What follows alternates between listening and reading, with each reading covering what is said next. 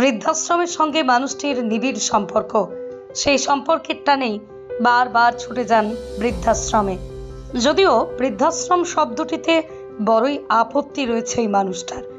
যেখানে পিতৃমাতৃতুল্য আবাসিকরা থাকেন, সেই জায়গাটিকে মন্দির হিসেবেই সম্মান করেন পুরসুরা বিধানসভার বিধায়ক তথা আরামবাগ সাংগঠনিক জেলা বিজেপির সভাপতি বিমান ঘোষ। পুজো পার্বণ ছাড়াও বছরের বিভিন্ন সময় ছুটে যান আরামবাগের আশা বৃদ্ধাশ্রমে। আজও সেখানে গিয়েছিলেন তিনি। বিমানবাবুর সঙ্গেই ছিলেন লোকসভা নির্বাচনে আরামবাগে বিজেপির প্রার্থী হওয়া অরূপকান্তি দিগার, বিজেপির নেতা সত্যজিৎ টুডু সহ অনেকেই। প্রথমেই সকল আবাসিকদের খোঁজ নিয়েছিলেন তারা, তারপরে সকলের হাতেই ফলের ডালি তুলে দেন বিধায়ক বিমান ঘোষ। আজ দুপুরে সকলের জন্য মধ্যাহ্নভোজেরও আয়োজনও করেছেন তিনি।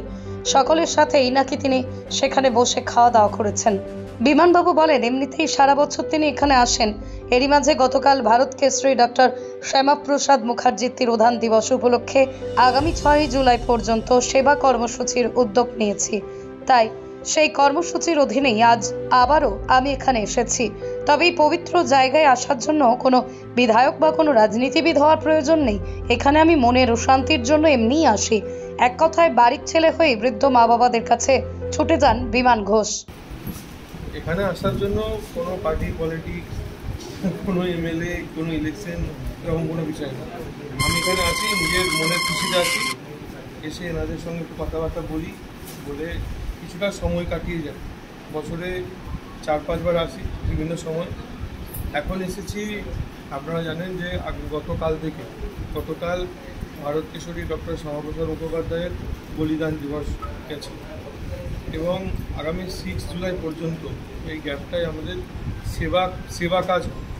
ওই সেবা কাজের একটা মাধ্যমও ছিল, সঙ্গে এই বিষয়টা আমার আশারও ছিল। অনেকদিন থেকে আসা হয়নি, ইলেকশন চলার জন্য ব্যস্ততার মধ্যে ছিলাম। এলাম, তোমার সাথে সাক্ষাৎ হলো, খুব ভালো। রাজনীতি করি বা না করি, পার্টিতে থাকি বা না থাকি, কিন্তু এই সেবা কাজ যেটা আছে এটা আমি রাজনীতি করার আগে থেকেই করি, এখনও করবো, আগামী দিনও করবো। এইটা সবসময় চলে। Thank you. আজকে জানা যাচ্ছে যে আপনি এখানে মধ্যাহ্নভোজ সারবেন ইঞ্জিনিয়ারদের সাথে, কেমন লাগছে? সেই হ্যাঁ, আজকে ওনাদের দুপুরের আহারের জন্য সামান্যত ব্যবস্থা করতে পেরেছি। ওনারা যে গ্রহণ করেছেন এর জন্য আমি ধন্যবাদ। যে আপনিও করবেন, সেই জায়গায় কেমন লাগছে? এখানে দুপুরে কাটাবো কিছুটা সময়, কাটিয়ে যাব আবার ঠিক পুজোর সময়, যে আমাদের অক্টোবরে পুজো আছে, পুজোর আগে আসবো ওনাদের সঙ্গে আবার ফিরে। লোকসভা নির্বাচনে প্রার্থী হওয়া অরূপ বাবু বলেন, আমাদের জেলা সভাপতি বিমানবাবু বছরের বিভিন্ন সময় এখানে আসেন, আবাসিকদের হাতে বিভিন্ন জিনিস তুলে দেন। তার সাথে আমরাও এখানে এসেছি। আজ এমন একটা কাজে আসতে পেরে খুবই ভালো লাগছে। আশা আমাদের হল আছে, আমাদের যে আশা আছে সেবাশ্রম, এখানে আমরা বিমানবাবু প্রতিবারই আছে। হ্যাঁ, আমার হয়তো 2-3 বার মধ্যে এসেছেন, আজকেও এসেছি। এনাদের যে আছেন এখানে বৃদ্ধাশ্রমের ওনাদের সেরকম করতে পারিনি, তবে মনে আশা আছে ওনাদের পাশে দাঁড়ানো বা সেই করার, সেইভাবেই আমরা এসেছি। এসে অল্পটুকু ফল, অল্পটুকু খাবার এবং আজকে কিছু অন্ন সংস্থান মতো ব্যবস্থা করা হয়েছে। পাশে দাঁড়াবারই একটা উদ্যোগ, আমি তো বিশেষ কিছু করতে পারছি না, পাশে দাঁড়াবারই একটা উদ্যোগ নেওয়া। প্রবীণ নাগরিকদের পাশে দাঁড়িয়ে কেমন লাগছে? খুব ভালো লাগছে, ওনাদের হাসি দেখলে আমরা মন ভরে যাচ্ছে। হ্যাঁ, ওনাদের হাসিটাই যেন দেখতে পাই, এটাই আমাদের কাম্য, এটাই আমাদের ভালো। বৃদ্ধাশ্রমের আবাসিকরা বলছেন, আমাদের খোঁজ নিতে এই বিমানবাবু বিভিন্ন সময় এখানে ছুটে আসেন। পুজো পার্বণে নতুন জামা কাপড় দেন, খাওয়া দাওয়া থেকে সমস্ত কিছুর মধ্য দিয়ে তিনি পাশে দাঁড়ান। ওনার এই মানবিকতায় আমরা সকলেই খুশি। বিমানবাবু তো এলেন এখানে, কি বলবেন? প্রায় আসেন।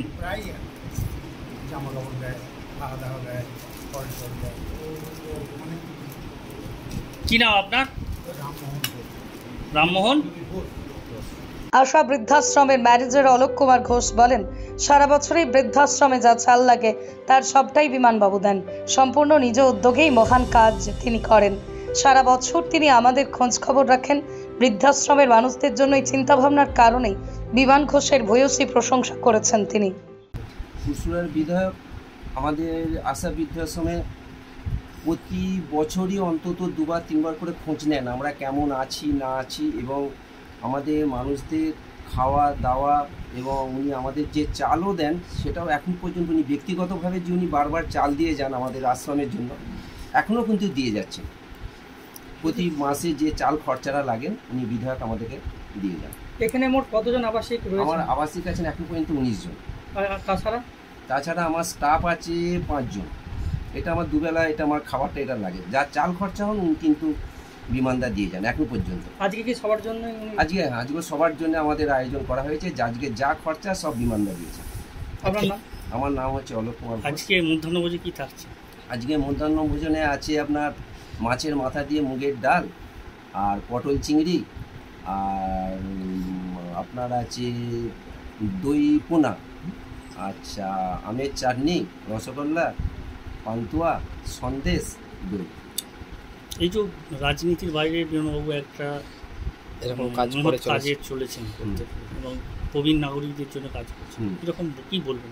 আমি ওনাকে অনেক আগেও বলেছি আমি যে বিমানদা রাজনৈতিক নয়, কালারের নয়। উনি এখানে বারবার এসে বলেছেন যে বৃদ্ধাশ্রমকে আমি আমার মা বাবার তুল্য যেমন করি, সম্মান দিই, সেরকমই বৃদ্ধাশ্রমে আবাসিক দিকেও সেই সম্মান দিই। আমি রাস্তাঘাটে দেখা হয় বিমানদা কিন্তু সেই সহযোগিতাটাও করে। বিমানদা এই দিন যেতে হবে, আমাদের একটা এই উপকার করতে হবে, বিমানদা তাই সঙ্গে সঙ্গে আমরা বিমানদার কাছে এই উপকারটা পাই। একদিন পরে যতদিন আমাদের বিমানদা এখানে আসছে, শীতের বস্ত্র দেন, পুজোর কাপড় দেন, উনি এই উপকারগুলো করেন। আমাদের বৃদ্ধাশ্রমের সঙ্গে জড়িত থেকে মানুষের পাশে আসেন সবসময়। আপনার স্নেহের সন্তানের শিক্ষা নিয়ে কি আপনি চিন্তিত রয়েছেন? কোন স্কুলে ভর্তি করাবেন তাকে তা ঠিক করতে পারছেন না? তাহলে আর দেরি কেন? আজই আসুন সারদা বিদ্যাপীঠে। আইসিএসসি আইএসসি সিলেবাস অনুসারে আন্তর্জাতিক মানের সম্পূর্ণ ইংলিশ মিডিয়াম স্কুল হলো Sarada Vidyapith. Smart class, play zone, play house, পর্যাপ্ত কম্পিউটার, পরিশ্রুত পানীয় জল, সিসি ক্যামেরা, সুবিশাল campus, library, convent educated teaching staff ছাড়াও একাধিক সুযোগ সুবিধা রয়েছে সারদা বিদ্যাপীঠে। প্লে গ্রুপ থেকে দ্বাদশ শ্রেণী পর্যন্ত পাঠ্যক্রম রয়েছে এই প্রতিষ্ঠানে। ঠিকানা বসন্তপুর, আরামবাগ, হুগলি। বিস্তারিত জানতে যোগাযোগ করুন 7063851550 অথবা যোগাযোগ করুন 6295202439 এই নম্বরে।